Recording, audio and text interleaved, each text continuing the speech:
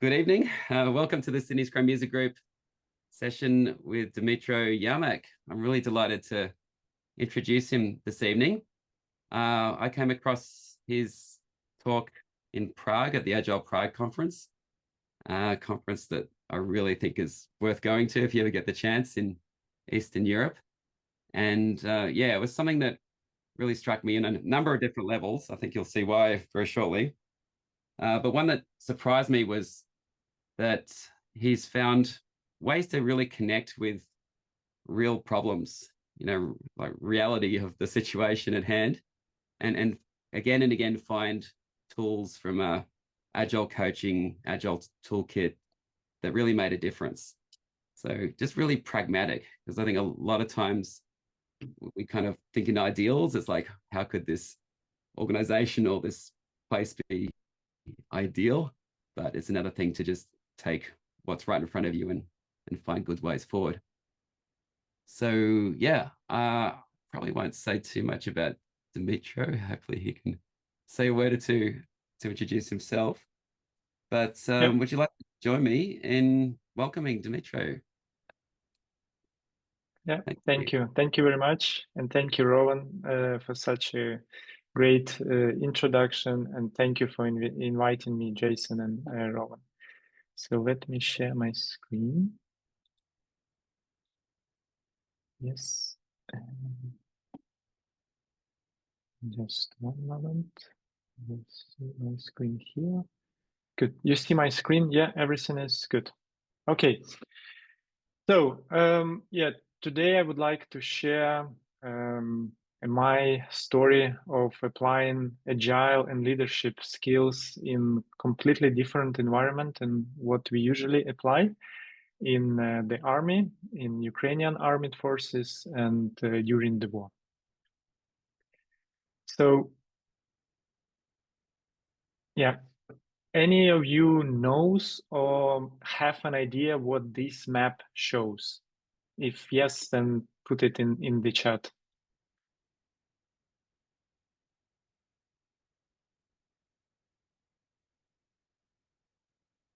Yeah, Pirita knows. Pirita closer to Ukraine in Norway.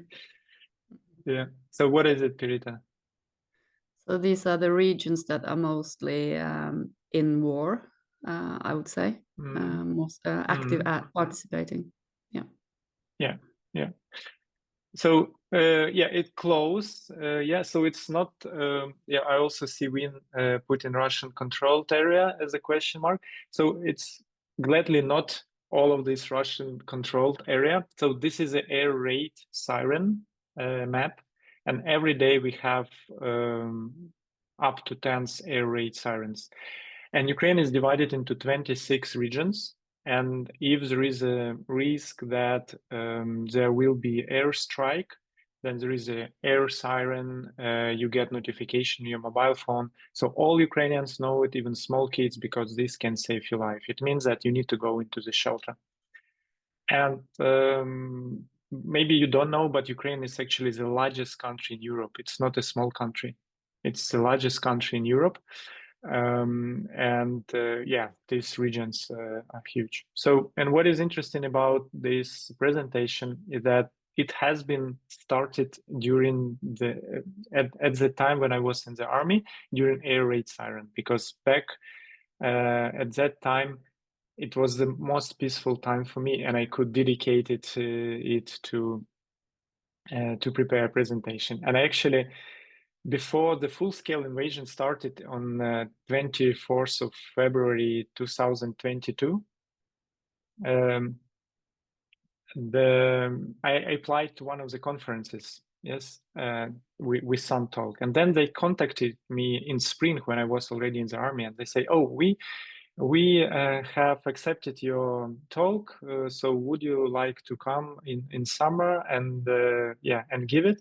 And I say, oh, the life has changed for me, so I can do it online and I will change the topic. Yeah, and so this was the trigger for me to make this presentation. So my name is Dmytro Yarmak. I'm an organizational coach and founder of very small consulting company Execute On. Yeah, so for the last 3 years, I worked with different clients all over Europe. And before that, I have 13 years experience in IT, working as a developer, Scrum Master, Group Manager, and yeah, on different positions. And this is what I did on February 23rd, 2022. So this is a picture I took at 4 p.m. This is in Kiev. This is one of the biggest Ukrainian banks, OTP Bank, where we help them with agile transformation. So we changed their functional departments into small cross-functional teams. And here we have a sprint review. We have a CEO of the bank, and we have the main stakeholder in agriculture sector, and team sharing what they have delivered over the last sprint. We got feedback from the stakeholder that what you have done in 2 weeks is more than you could deliver in half a year when you were in different departments. Yeah, so I'm super happy. I'm going home. I have a dinner with my wife, with kids, and then this is the picture just in one day. So on this picture, you see my daughter sitting in the self-made bomb shelter in our house near the Kiev. And also you can see a beautiful leg of my wife. So me and my son, we created this bomb shelter, and yeah, there was air raid attack. So you can see how in one day the life have changed. Yes, from normal business meetings to sitting somewhere and to not really knowing what will happen next. So life has changed not only for me, it's changed for all Ukrainians, and actually for a lot of other people, that are supporting now Ukraine or close to Ukraine. And we spent 11 days in this house, which is near Kiev. Kiev is the capital of Ukraine. And this is the picture that I could see from the window. So this is the traces from fighter jets fighting. And I hope Ukrainian won at this fight.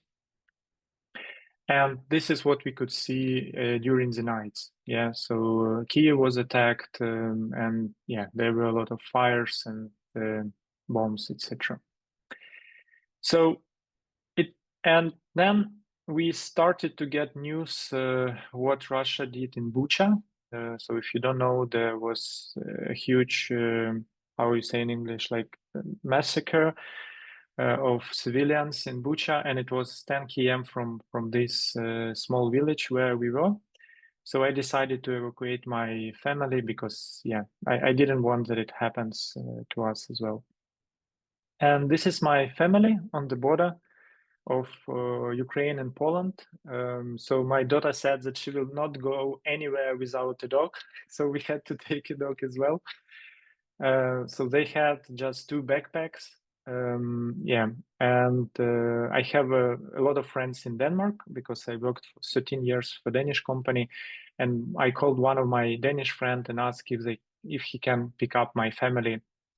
So yeah, so he came to the border and pick up my family, and they went to Denmark. And at the border, my daughter gave me this letter. Yeah.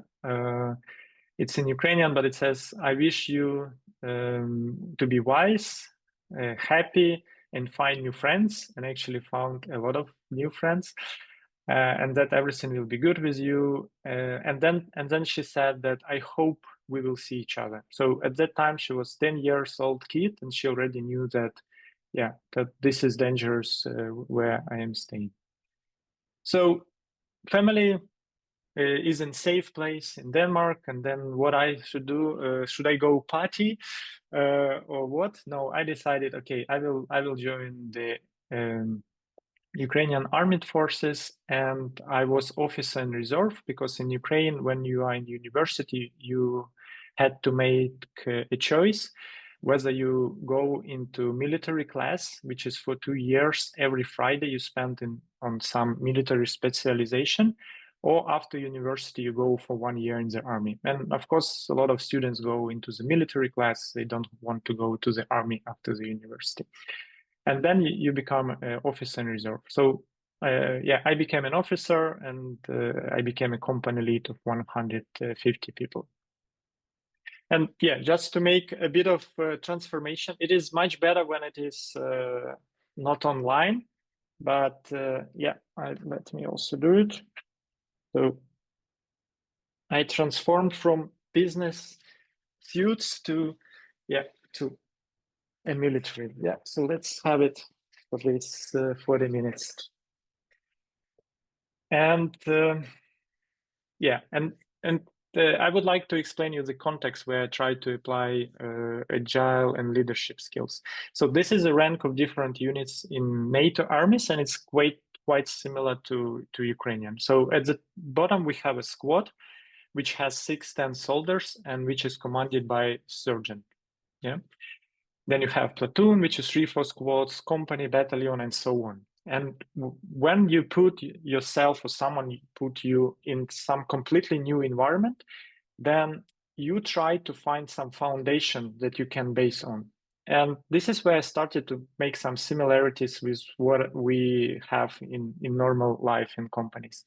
And I thought, okay, squad, 6-10 soldiers, interesting. Looks like a scrum team. Yes, 10 or less people, commanded by sergeant. Is it a scrum master, product owner? I don't know. I will figure out. Platoon, 3-4 squads. Oh, maybe it's like a product area or in less where they have a common goal and working together. Company, 3-4 platoons. In my company, it was 5 platoons.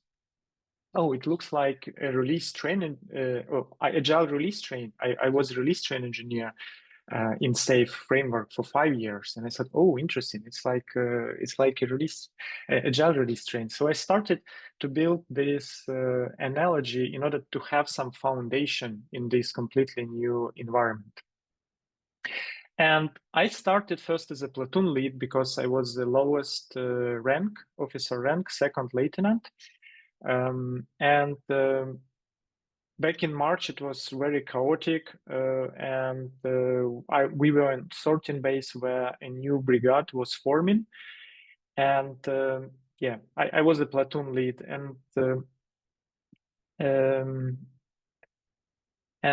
it was difficult to find people, yes, in this chaotic environment. And but I really like to talk to people to understand where they're from, what they have, what skills they have, do they have some military experience, etc. And I just started to build some groups in Signal Messenger. So Ukrainian army is using Signal because they think this is the most protected message. And then higher rank officers, they realized that if they need to find someone, and it was super difficult, then they need to find me, and I will find other people. So they probably noticed that, yeah, I'm quite active and show different initiatives. So in 1 week, one of the commander comes to me and he was with a cigarette and says, okay, Dima, we are creating a new company and we need a company lead. Would you like to be a company lead? And I was like, oh my God, I'm just became a platoon lead. I'm trying to figure out what to do with 30 people. And now you ask me what 150 people to lead? He said, yes. And I said, okay, can I think about it? And he was with a cigarette and said, yes, of course you can think about it until this cigarette is finished. So I have 30 seconds, a long time of 30 seconds to think about it. And then I thought, okay, company is like a agile release train, and yeah, what can be different? Yes, so I decided to take the challenge and become a company lead of 150 people. Yeah, so on this level, so usually it's operated by captain, but I was a second lieutenant, and it was not an exception. I think back in March 2022, many young people started to lead, a big units. A bit more about the context where I operated. So I was new in the role and domain. Yeah, so I had some military education in this military class, but it was 15 years ago, so I don't remember anything. I was in military family. My father is a military man, but so I knew some slang and jargon, but that's all that I was capable of. We didn't have any onboarding time, so in March, around 600,000 people were drafted or volunteered to join Ukrainian army. So of course you don't have illusions that country can provide a good onboarding time and a body that will support you. No, you just need to learn on the field. You are leading 150 armed men. They are divided in units and geographically distributed, so it's risky to put 150 people in one place. So I had to drive 120 km in order to get to all my units, so they were geographically distributed. The men that you got that you haven't hired, so I didn't have any interview and talking to them. Oh, what are your values? What do you think we are trying to accomplish, etc. I got really different men, believe me. Some with criminal record, some like alcoholics, etc. So different type of men that you do not choose. And if you don't like some of them, you cannot move or fire them. Yeah, it turned out that you can actually move them internally, but you cannot move them outside of your company. And if you don't like your job, you cannot quit. Yeah, it turned out that I could quit in 8 months because of my father conditions, and war is happening. So this is the context. And then I got 150 men, and I would like to ask you to just to reflect a bit and think, how would you lead? What leadership, I don't know, skills, what you will focus on in such environment? So what would you apply, take into account your experience? So reflect a bit, like 30 seconds, and when you're ready, you can put it in the chat. So let's see, what would you try to apply in such circumstances? How would you lead this company?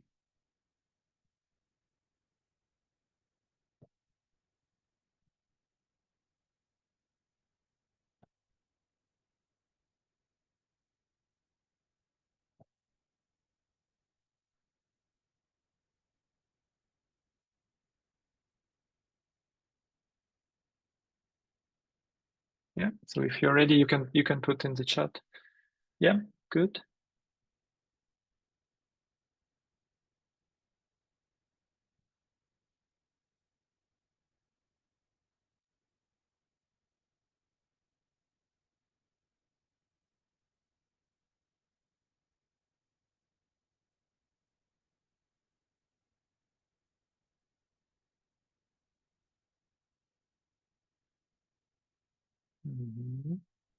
Cool, very, very good input. Some of it, not all of it, these brilliant ideas I applied, but some of it, yes, like communication, and this is what you will see.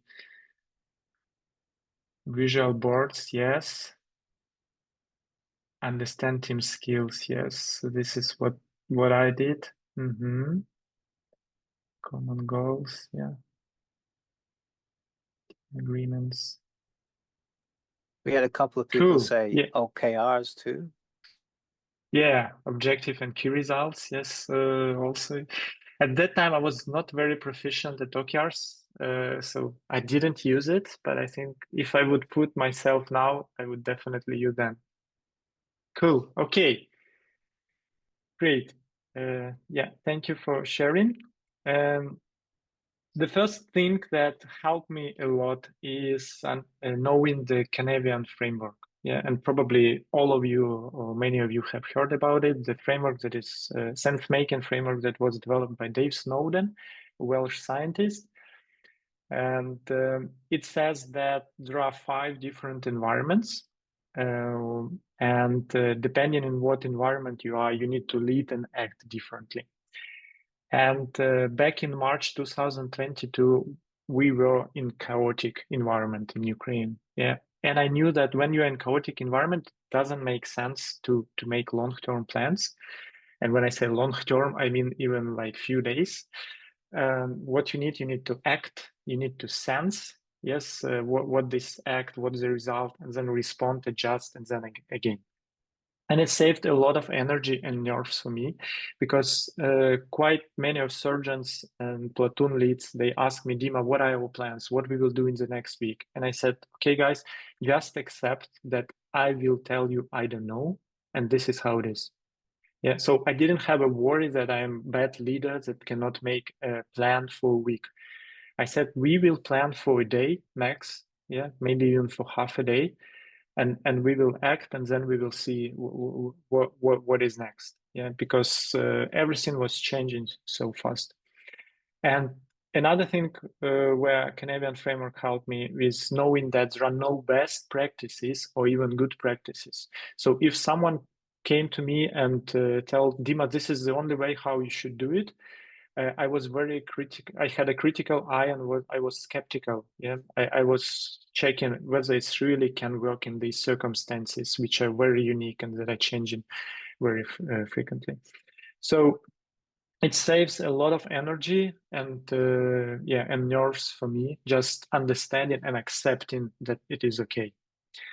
And I am such a person that I like to go from the comfort zone because this is how you develop. And yeah, I worked on different positions, etc., with different companies. But at that time, it felt like I am too far in out of the comfort zone. And just to give you a few examples of why it was chaotic. So at 6:30 a.m., I get a message from my commander that in 30 minutes, give me 2 people that will go for explosives expert training. And I called back my commander and said, okay, how can you possibly imagine I can do this? Because half of my people are on duty, half of my people are sleeping after duty or preparing for the duty, and they geographically distributed. How you help me? Yes, how you see I can do it? And he said, Dima, it's very simple. I don't know why you call me. All other company lists already did it. You just open the list of your staff, you pick 2 surnames, give it to me, and that is done. And I was, wow, interesting. Okay, let me think about it. So I didn't want to pick up the surnames because this is very dangerous job. Yeah, there is a joke that you have the explosives experts, they have 2 mistakes. One, when they choose the job, and second is, when do a mistake at work. So I spent almost a day on talking to people, driving to some of the units, and trying to find people that actually will like to go for this. Yeah, I didn't want to make this decision for them. My company lead was my commander was mad at me. He wanted to go to my unit, but by the end of the day, he got. I actually found 3 people that were really eager to do this. So I had a luxury problem of choosing 2 among 3.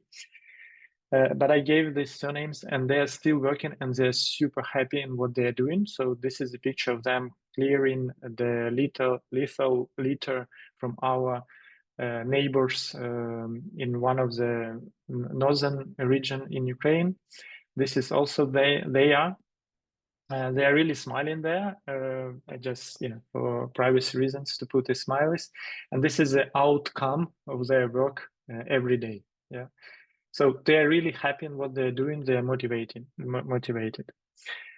Another example is give me 1 person from each battery that will be medical instructor without medical education. Deadline right now. This is what I like in the army. But quite often it's like deadline right now. So they think that I'm like a Nostradamus. I know everything what they will ask. So I already everything prepared, and I'm just sitting and, okay, give me message, and then I will give you everything. Yes. So I didn't made it right now. So I spent maybe half a day, because again, a medical on the battlefield is a target number 2 after the commander, and at least person should not be afraid of blood. Yeah, so you don't want to go into the list and pick up the name. So again, I talked to the people, and I found the ones that would like to go to this education. And you can also get a message like, we are moving away in half a day during the night, be ready at 4 a.m. You don't know where are you moving, how far, etc. So it was very chaotic environment back in March.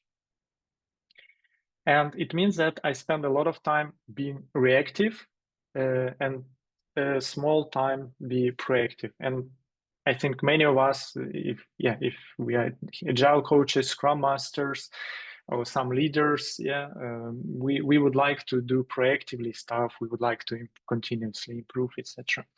And also, I'm quite lazy. I don't want to react all the time, be near the phone or etc.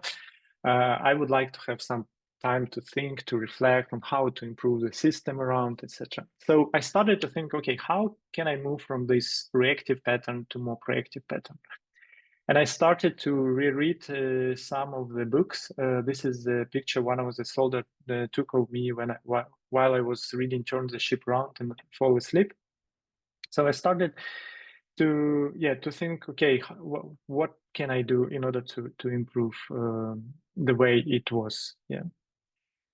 And quite often, my higher rank officers, when I ask them what they advise, etc., or maybe even when I don't ask them, they still gave me advice that, Dima, you need to command and control. Yes, you need to be strict, etc. And when I ask them, how can I control one like the geographically distributed units, which are 120 km, I need to drive, then it was, and I didn't have a good answers. So, and then I like this quote from William Yarmak, who said that between command and control, there is always an option. And if you have a MacBook, this is actually what you see every day on your keyboard. And I think depending on your experience, your option will be different, and as you put in the chat. And based on my experience and my skills, I decided that my option will be providing clarity. Creating. So my option is to enable leadership on every level. So it's not that everything is on me, but actually it's on squad level, on platoon level, and then a company. I wanted to do it via three things: providing clarity, creating psychological safe environment, and raising competence. And this is where I will explain you how I tried to do these three things and how it led to better enablement of leadership on every level. So providing clarity, so we had a lot of different orders that quite often they were just made on phone or in Signal as a message. It was to me as a company lead, sometimes bypassing me to the platoon lead, and it was a mess. And quite often it was deadline right now, so we missed a lot of orders, etc. So I said, okay, guys, let's make a Kanban board, and of course, my platoon leads, there were 2 IT guys and 3 were not with IT, so they didn't know what it is. So I showed them that, okay, we will put all the tasks in the board, and you can say, you may say that this is not a rocket science, but for them it was, because when they just saw that they can, oh my God, I can drag and drop the card, or when I change it, it changes on your laptop. It was like a revolution for them. So we started to put tasks on one board, and also we started to put outcomes that was more or less okay to share here. And it also boosts some knowledge sharing. So other platoon lead could see, oh, okay, how other platoon did it. Yes. So, my commander started to notice that we became better in finishing orders in time than other companies. And he called me and said, Dima, what are you doing? What is happening? And I said, we are using Kanban board. And he said, Kanban what? And I said, never mind. And he said, we have a big problem with vacation. It's just a mess, because every soldier could take like 2-3 days once in 2 months. Otherwise, they work 24/7. But they could take these days. And of course, all soldiers had preference on when they would like to go. Maybe wife coming from Poland and they would like to meet, or there is a birthday of their daughter or son, etc. So it was messy, and there is a chain of approval. And I said, okay, let's see if we can help. So we created a Kanban board for our battalion, 600 people, where we have as the columns, we have a chain of approval, and then we have rules on how you need to put this card, naming convention, etc. And yeah, it started to be transparent, and we started to have much less of mess in our vocation application battalion. It has been noticed on the brigade level, more than 3,000 people, and they called my battalion lead and asked what are you doing that you have less problems. Yeah, so then they asked me to help with on brigade level. So this is what we did on brigade level. We have more columns because the chain of approval is bigger. Yeah, so we started to do this for 3,000 people as well. So this was one example of providing clarity. Another is sharing information. Yeah, as someone put in the chat as well. So my higher rank officers, some of them, yeah, they're older people and they served yet in USSR time. So and they have this thinking that more information you have, more power you have. Yeah, because everyone asks you, you feel that you are important, that no one knows you or no, etc. But I knew that this will move me into reactive mode, and I would like to go to proactive mode. So we started to share information in each unit, what is okay to share, or anyway soldiers know. Yeah. So we put guardian post, we put defense maps, we put some different notations, etc. It's not fancy, yeah, but just to find printer in the village was a great luck. So yeah, so we started to provide this information, because if I would like to enable leadership on every level, I need to make sure that they understand the context in what we operate. Otherwise, they will take decisions with missing information, and most likely decisions will be wrong. Also in the army, you need to do a lot of reports. This is what I hated. Every day you need to provide information like how much armor left, how many night visions you have, how many cars you have, what soldiers have, what soldiers know English, etc., etc. And quite often it's the same information, but in just different formats. So we started to create information refrigerators. Refrigerator meaning that it's just closed for me and platoon leads. So only us has had access to it. And we started to put a lot of information about each soldier, sergeant, and about each unit, etc. And over time, we collected so much information that we just created a pivot table.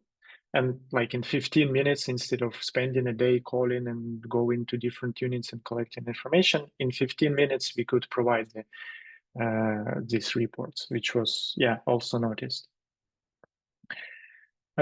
Another thing on clarity is I wanted to have a short feedback loop because, again, a lot of things were changing. So we had a daily checkups twice a day. So myself and platoon leads. So we had one at 6:30 a.m. and another at 9 p.m. So if your team's saying that, oh, why do we need to meet every day for 15 minutes? Yeah, you can share that someone is meeting twice a day. When it was a tough period, we did demo, retro, and planning on a daily basis when a lot of things were going on. And it took us 15 minutes in the evening. So demo, retro, and planning, it was just 15 minutes all together, yeah, on a daily basis. Then every week I tried to visit each platoon physically. So I drove to each of the unit just to talk to people and feel what is going on, and not just be on the phone with the platoon lead. And also I shared my phone number with everyone in my company. And I said that you can call me at any time 24/7. And I did it on purpose to understand what information I am failing to provide to platoon leads, so the platoon lead doesn't know and they call me. Yes. And in the beginning, it was quite a number of calls, but over time, I used this as a reflection on what information we need to provide to platoon leads and sergeants. Yeah. And also in some cases, it was, okay, this information was provided. So why didn't you ask platoon lead, or why didn't platoon lead share it? So it was also a good feedback mechanism. But over time, then I got less and less calls from the soldiers.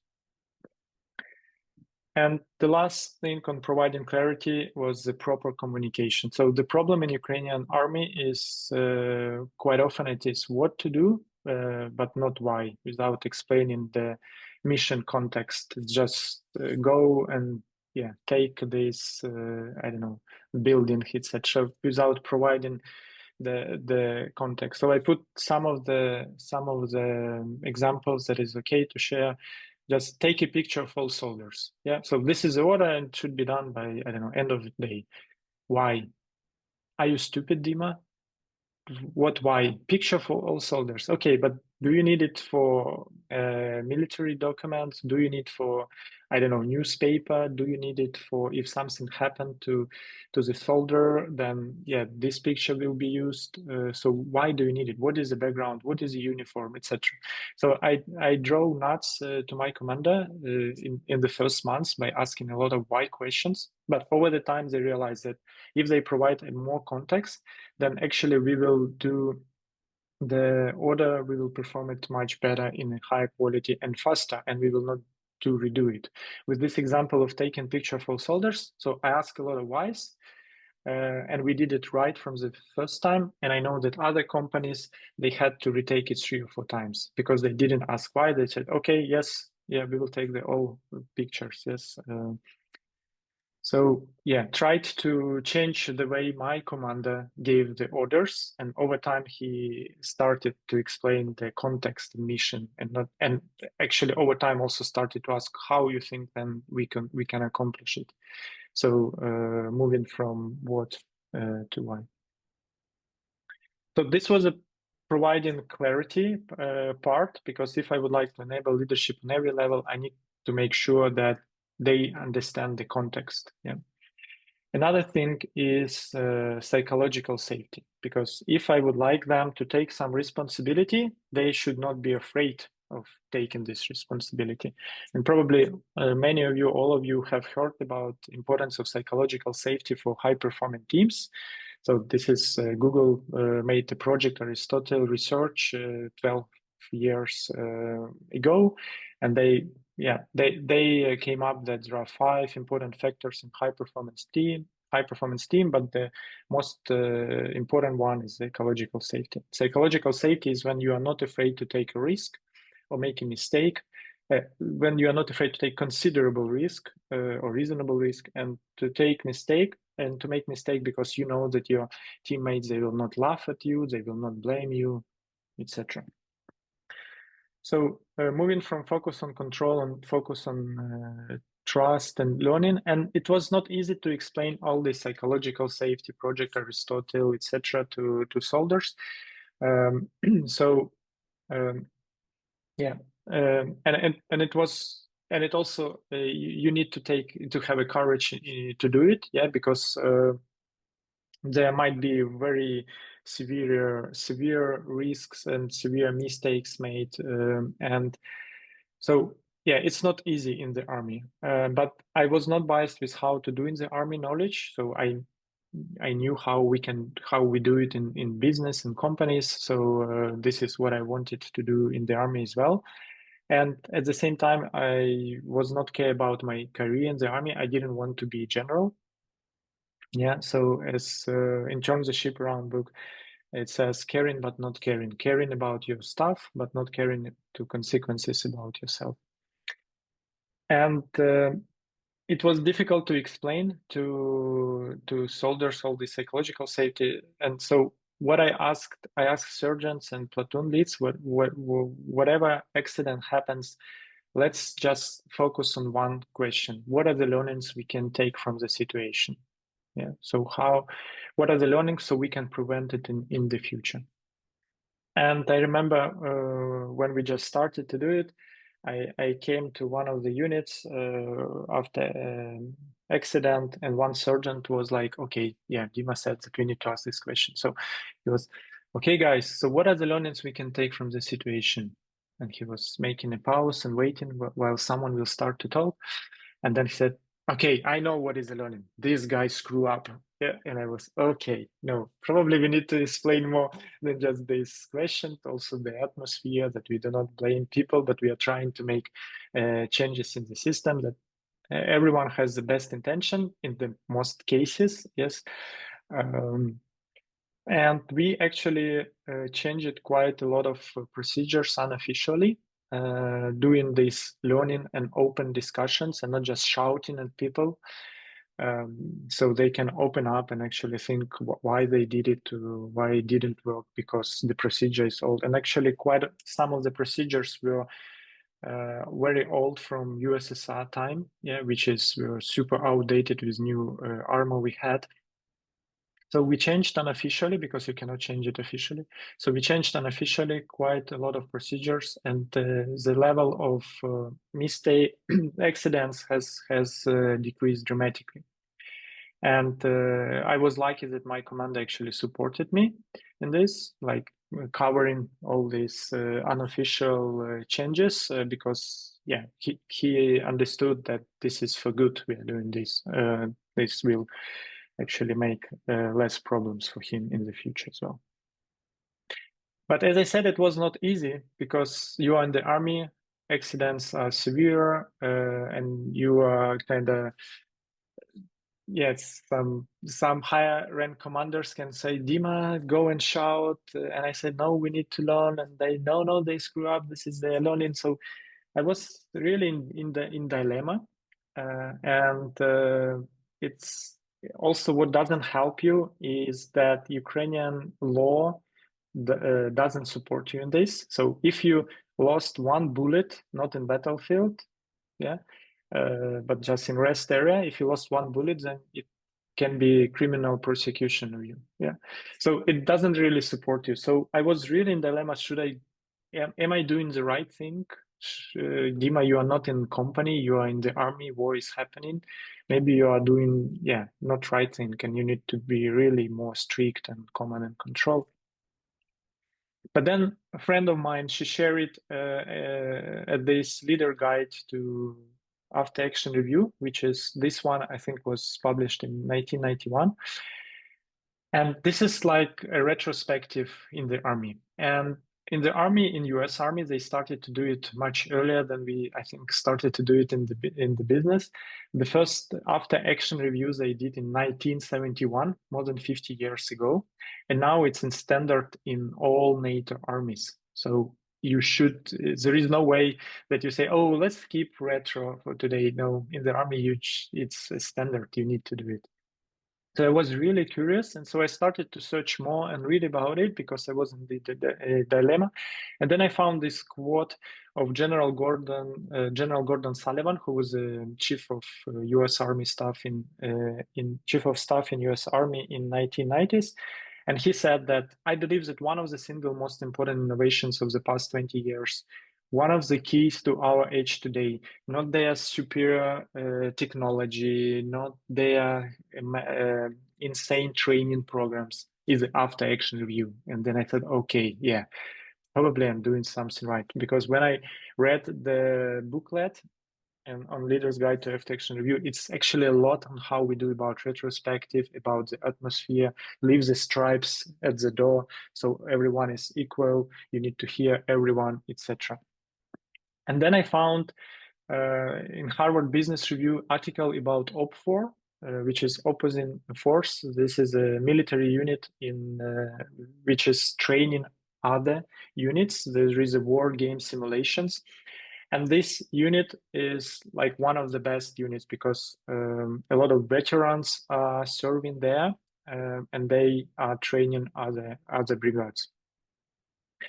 And this unit is always, when there is a war game scenario, this unit is always smaller in size, has older equipment, and always has less armor, but still they win in more than 90% competition after competition after competition. And the reason they claim for their success is that underlying consistent success is the way they use after action review.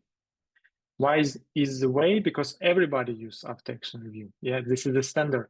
But they say that we are so good because we use it a bit different. And actually in this article, it's quite, so if you would like to read more, you can get a lot of learnings on how we should do differently retrospectives. And I have another talk on this. So yeah, so they use it, they have it more frequently. They have so-called unofficial after action review, 5 minutes during the days just after the action, etc. And yeah, and then I thought, okay, probably what I'm doing with the psychological safety is the right approach if we have it. If we have it as a standard in NATO armies, if one of the elite units says this is the way why they are elite units.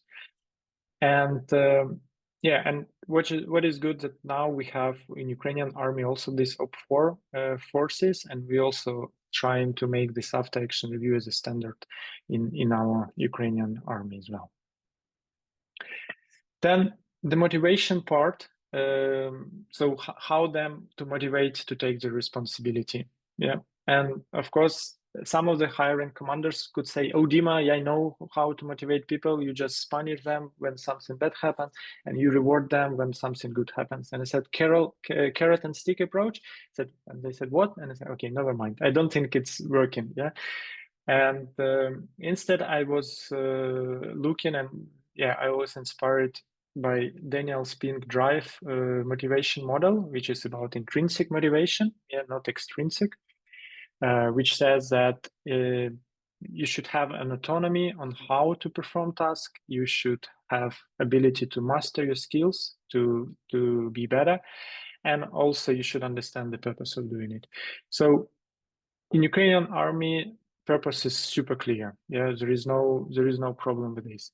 With autonomy, in my company, I had problems because some of the sergeants were put because they served it. Like back in USSR time, they have a sergeant title, and now they're almost 60. Some of them were alcoholics, and now they sergeant, and you cannot change them. So I had some problems with that. What I did unofficially change. I put soldiers as a sergeant and sergeants as a soldiers unofficially, because you cannot officially do it. It's really hard to change. But what was the problem? The biggest problem is the mastery. Because my soldier sergeants, they were farmers, teachers, drivers, miners, yes, some IT guys. I had only few who recently served in the army, and so the skills were really bad. We just didn't have. I also didn't have the right skills, and it means that in purpose, there is also such thing as a contribution. So meaning and contribution. And if you cannot contribute to the meaning, then you are becoming demotivated. Yes, because you cannot apply your skills. So I started to think, okay, we need to improve the competence of our soldiers. And I didn't have illusion that back in the first months of full-scale invasion, Ukraine government will provide us with the trainings, etc. Again, 600,000 people were drafted or volunteered. And why say full-scale invasion started in 2022 and not war? Because war with Russia started in 2014, when Russia occupied Crimea and eastern part of the Donbas region.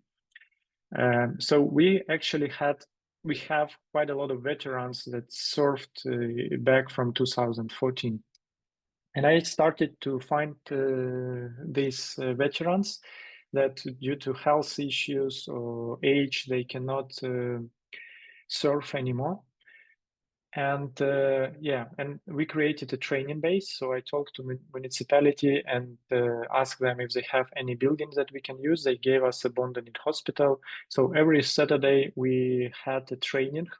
First, it was just for my company, where we trained soldiers and sergeants. But afterwards, the rumors spread, and my battalion lead asked if other companies from our battalion can go for the training day. and afterwards from the entire brigade from another battalion. So we started to focus only on sergeants and platoon leads and like train the trainer. So they train them so they can train then the units, because it was really difficult logistically to put everyone in one place. And also, yeah, we just didn't have capacity to train everybody. So yeah, we started to have a training base, and it was quite a lot of skepticism from some of the people. Like, Dima, what are you doing? You just teach small part. You need to wait for normal training program. They will know that you are doing something, and they will never provide because you have already some trainings, blah, blah, blah. But I know the jug fills drop by drop. And the first training, what I did was I watched YouTube video. Yeah, like 20 minutes, some YouTube video. I don't know how to have different positions with rifle, etc. And then we train it. But then over time with these veterans, we actually create a curriculum quite extensive. So it's in Ukrainian, but each sentence may take, each line may take like 2 hours to 1 day training. So we started to have a really nice training. And so soldiers, they are quite tired and they don't want to train. Yes, they just want to have a rest and sleep. But this is the investment into their future, it's a big probability that it can save their life. So I insisted on having a cadence for training. So we had a cadence where around 2 hours every day for the soldiers that are not on duty. We had a training on different topics. Also, we had a big focus on physical conditions of our soldiers. So we rent barns in the villages. Me and platoon leads bought this equipment, and then we tried to encourage and show by example that we need physically also to be ready. And all of this led to where I can actually start to delegate some of my tasks. I put some of them, which is okay to share. For example, and I used management 3.0 delegation levels, so 7 levels of delegation, depending on how ready people to absorb the responsibility and how ready you are to give it. You can delegate on different levels. For example, decision and sanctions, platoon leads didn't want to have this decision. If really something bad happened and on purpose, then you have to do sanctions, not only psychological safety, unfortunately. So it was me who had to be that policeman. Then if it's guard schedule, I completely delegated it to platoon leads. If it's create vacation schedule, it was a big mess. It was what platoon leads who did it originally, but then soldiers were always unhappy because it was impossible to fit these 2 days in 2 months into the day that everyone wants because of the birthdays, etc. So we delegated it to soldiers. So they started to collaborate more, and because they know that they can swap, etc. So they were responsible for creating a schedule. So this helped me to actually to delegate quite a lot of things that company lead needs to do. And and I started to have some time for proactive things, for what I love. So I love to run, but of course in the army I couldn't find time to run. So I started actually to have time, which I couldn't imagine because I was just always on the phone or talking to someone face to face. So I started to run again, this time just in bulletproof vest, the only difference. And also one of my dreams came true. I always dreamed to have a motorbike, but my wife said that, Dima, you never will have it because you have kids, it's dangerous, etc. But then I had one crappy day and I called her and say, oh, it's such a bad day. Do you think I can buy a motorbike to myself? And she said, okay, you can buy. What worse can happen? Yes. So in the village, I bought this motorbike. So one of my dreams came true. And then I started to drive to units on the motorbike, and I noticed that they became much better. So I love to do loved to do unexpected training drills or like checkups. Yeah. And I noticed that this became much better. And I asked one of the soldiers, okay, guys, like what is happening? All on our positions, nobody's in the phone, etc. What is happening? And said, you know, when you come by motorbike, we can hear you like 3-5 minutes before because it's too loud. Yeah, so it was a very loud motorbike. And then in 2 years ago, I actually, after 8 months serving in the army, I quit because of one statement in the law that I could use in the law related to my father being a military man and also yeah, special health conditions. Yeah, so this is me heading back from my units to home, to Kiev.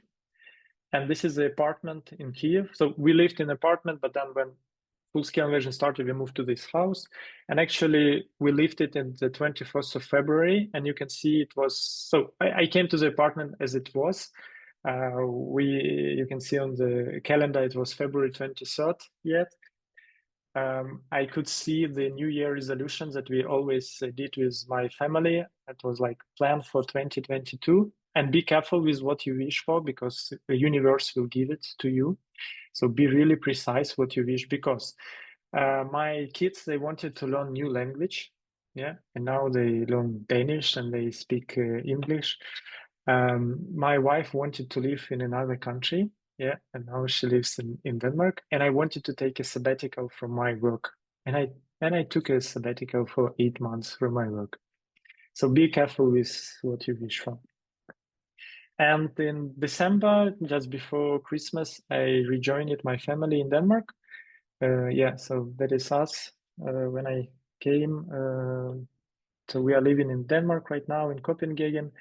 I opened back at that time, we have Agile Drive company. Now we renamed it to Execute On. So yeah, I opened the same office in Copenhagen, and I'm helping my soldiers and sergeants with different equipment, with sniper optics, with drones, night visions, tablets, etc. So this is how I, trying to contribute to Ukraine. And what also we did, we translated and adopted after action review to Ukrainian, and we get the money and then we print it out and we distribute it among different units. Yeah, and we actually see more and more units starting to use it. Yeah, and I know many of you are from probably Australia, not all of you. So I just wanted to say a big thank you for support of Ukraine. So this is a screenshot I took from Australian government. It says that Australia have contributed over 1.5 billion towards defense, humanitarian, etc. Since full-scale invasion on 24th February. So thank you very much for this support. We are the biggest country in Europe. We are still very tiny compared to Russia, and they have much more resources. So we need this support. And yeah, I will be really happy to be connected with you. So you can scan code on LinkedIn, and yeah, so we will be connected. I will just give 5 seconds for you to scan it. 1, 2, 3, 4, 5. And this is a picture one of my soldiers took. So they are trying to see beauty everywhere, even if it's close to battlefield. And the last thing is, if you would like, please provide feedback. It's very short, few questions, and at the end you will get a slide deck, this slide deck. So this will be a bonus, a gift at the end. Yeah, and I will hear your feedback. Good. I think that's all that I wanted to share with you. So thank you for your attention. Yes, would you join me in thanking Dmytro? Gosh, thank you so much. Yeah, thank you. Awesome. And so please do leave the feedback. And I will be back to Normal Dima. Nice. Dmytro, there was one question in the chat that we didn't really get to, Yep. and it was by Mark. It was, what about the data security when you were using things like Trello? It looked like Trello. It might not have been, but Yes, what were you're you right. concerned about the data security? Yeah, because companies Mark, do that yeah, all the it's time, but like you've got an enemy that could potentially be reading it, so it'd be even more exciting. It's a very good question, and usually during the conferences I tell about this. I forgot this time. Very short answer. At that time, I didn't care. It was probably stupid of me, but I had other bigger problems, and we tried not to put very sensitive information. Yeah, so this is what we said. Okay, guys, what is very sensitive, we should not put it. Yeah, but otherwise, let's put it. So we need to somehow to clean up the mess with others and always being behind. But yeah, you're right. It would be nice to have more secure some boards, but at that time I didn't care. Thank you. Yeah. Okay, I will stop sharing. Let me just do this. And another question, Dmytro, if you got time, is from Peter. Was your boss annoyed that you quit to leave after 8 months? Yes, very, very annoyed. They actually suggested me some position in the battalion.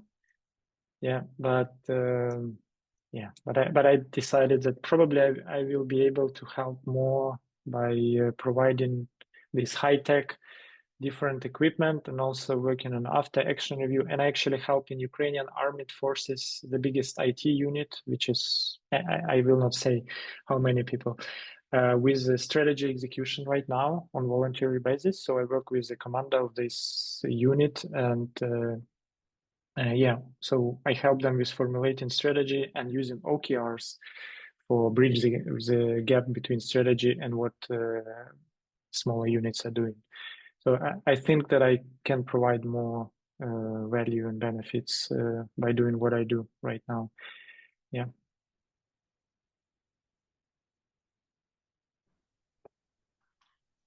I find it amazing how calm you are, and yet you're in such a chaotic time and an unknown time.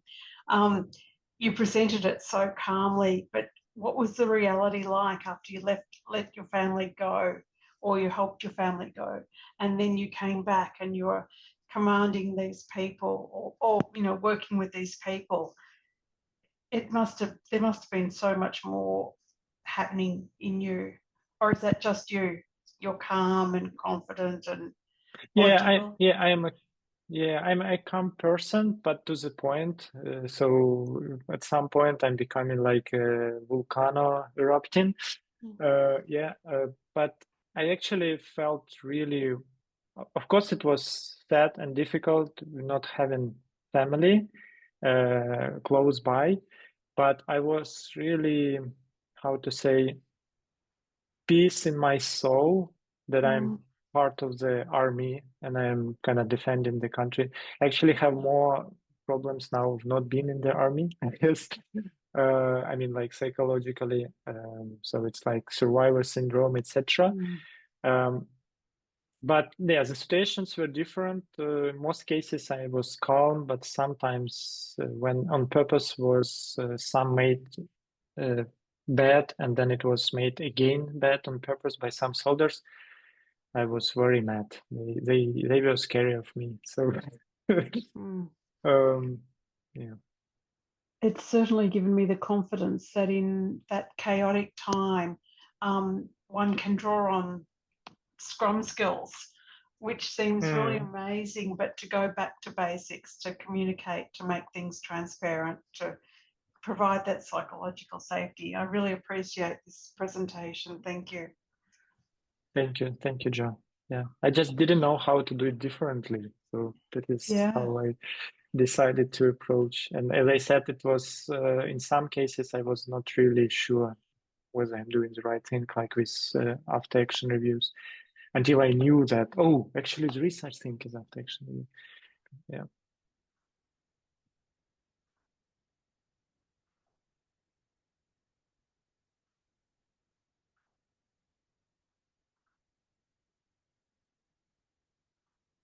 no other questions already come up. I just thought I'd be interested to hear to what degree you think your approach to getting out of that reactive mode and into proactive, because you did quite a few things to contribute to that, would work for business leaders that, you know, are just fighting fires and time poor and struggling to achieve that sort of. And yeah, I wonder if you've been able to coach any on that sort of way you did it. Yeah, I think it's prioritizing long term over short term. So because when you are in this firefighting mode, yeah, it looks like everything is short term, but you need to break this hamster wheel and start to prioritize long term. Because if I would not start doing, because it was not easy doing this training camp while you are in madness. Yes, it was easier to shout on the people and say, yeah, we figure out, etc. But I tried to prioritize the long-term effect, that I knew that probably in 3-4 months it would be then easier for me. Otherwise, it will be just the same or even worse. And yeah, this is recently I was engaged with a big Danish company, SimCorp. For 1.5 years, we had a contract where we helped the customer service to transform in agile ways of working.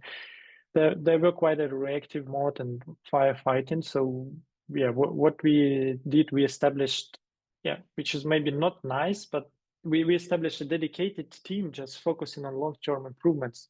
We said, okay, and we put very strong, skillful developers, DevOps, yeah, and then we sourced from the teams what we think we can improve to them. Yeah, and they actually started to do this automation, improvements, fixing root causes, because teams simply didn't have time for this. And yeah, it was not easy on the short term because we taken very skilled guys to do a long-term improvements. But then again, this is a long-term prioritization over short-term. And this is what I like Denmark for. I think Denmark government, this is what they do. They prioritize long-term over short-term. So a lot of great decisions made in the country, which is very tough now at the beginning, but you understand that in 5-10 years perspective, this is right. Yes, and you would like your country to live for 5-10 years. And I hope that the same will be in Ukraine after war is finished, that we will actually start to prioritize more long-term and not short-term. So this is the advice I would give. Yeah, fight for long-term and yeah, believe in it. Yeah, because it's easy to you will not harvest the results in a week or a month. You just need to believe that they will come, these results.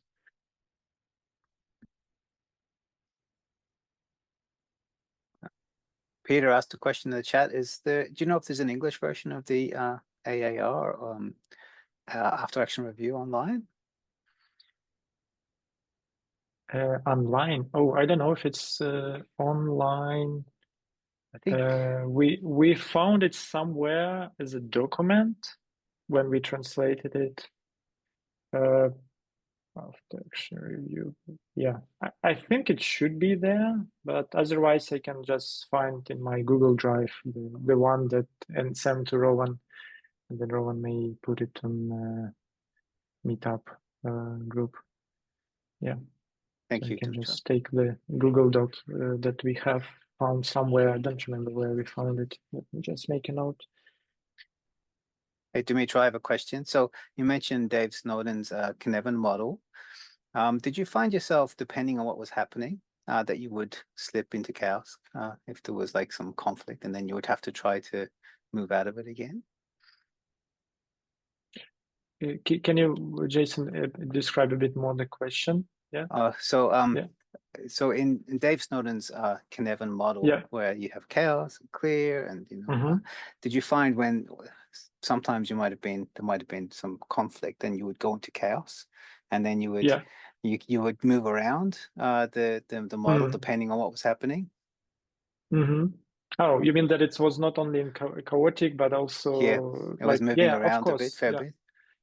Yeah. So first, a lot of things were in chaotic, but of course not everything. Yeah, like when you brush your teeth, you understand that not chaotic domain. It's a bit of simple domain, which is I know for 5 minutes I will just but at the beginning, everything is new to you. People are new. A lot of things were happening on systemic level, and it wasn't chaotic. But as soon as you start to establish some novel practices, like new practices that are starting to work, you understand, oh, okay, now it's moving into complicated, or maybe even complex, complicated, simple.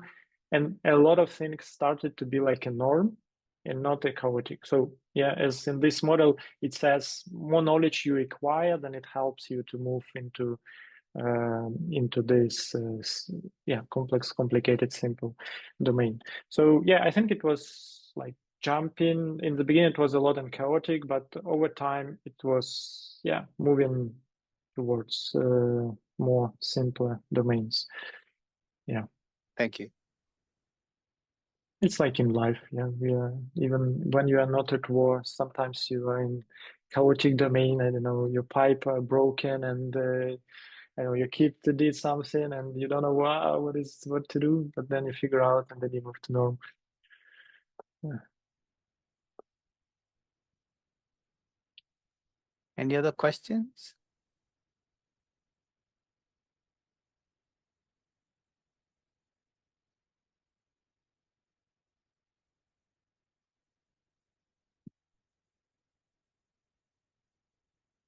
All right, should we call it? Yeah, it's too late also for you guys. Yeah, what is that? Is it 10 o'clock or 10 and 9? Dmytro, if you'd like another question, an amazing piece of software that's been developed by the Ukrainian government is the application called, now I'll probably mangle the pronunciation, DIA, meaning action. Yes. I don't know if you'd like to maybe touch on that, perhaps. It's just amazing way of cutting red tape, let's say. And yes, if you'd like to talk about that. I think Ukraine is quite famous by being IT innovative country. Of course, now yes, we struggle a lot with Russia invasion, and a lot of brilliant guys in the army, or actually were already killed, or they're in other countries right now, etc. So yeah, we have this DIA application which was made way before the full-scale invasion. I think maybe it's 5 years, I don't remember, but we use it a lot. So you probably know that in post-USSR countries and post-Soviet countries, corruption is quite a big problem. So, and you can experience corruption almost in any government service. Yeah. So what we have a digital ministry of digitalization in Ukraine. What they started to do is they actually started to move a lot of things into electronic. So now, for example, you can marry just electronically. You can buy, sell your car, register your car electronically. Previously, you had to go into special unit, stay in the queue, maybe give some bribe in order to avoid this queue, blah, blah, blah. What else you can do there? I know you can open the company like 3 minutes in there. So more and more things you can do digitally, just using your phone, DIA. And now in the, also with the full-scale invasion, we also have such digital products for army services. So for example, previously it was almost impossible to move from one brigade to another. So you know that you can apply your skills better there. So you had to go up to the main commander to decide whether you can go, etc. It was just impossible. Now you can do it. You like do recruiting. You have application there. You apply. Yeah, you're committed. So you just take your stuff and go to another brigade. So a lot of digitalization is going on now in the army as well. But yeah, DIA is awesome thing that you can do so much there. So I even don't know. Yeah. So I don't know, Justin, if it was spot to this one or you had I don't know, wanted some flavor of the to, yeah. And you unmute. Pardon me. Yes. So, can you say that again? Sorry, Dmytro. Was my answer yeah, spot on to your question, or you wanted some flavor of this software that I share? Answer. Yeah, answer. Okay, good. And I actually know that Ukraine is selling or just sharing this architecture to other countries, so they're using it and building the same based on yeah, on the. Yes, indeed. If perhaps Jason would like, I can put a link in the chat for that. Again, just a very, very interesting application. Close to Justin. Yeah, that's some connection problem. Audio was breaking up a bit there, Justin. So maybe using chat would be the easier way. Yeah. Hey, I think if there's no other questions that have already come up, I think I'd like to invite us all to thank Dmytro once again. I've got more out of it the second time, I've got to say. And just, yeah, there's some really good things to reflect on there. And I think such good lessons we can translate to hopefully our business life as well. So thank you so much. Thank you for inviting. Yeah. Take care and keep on supporting Ukraine. Yes. Thanks so much. It was a brilliant presentation.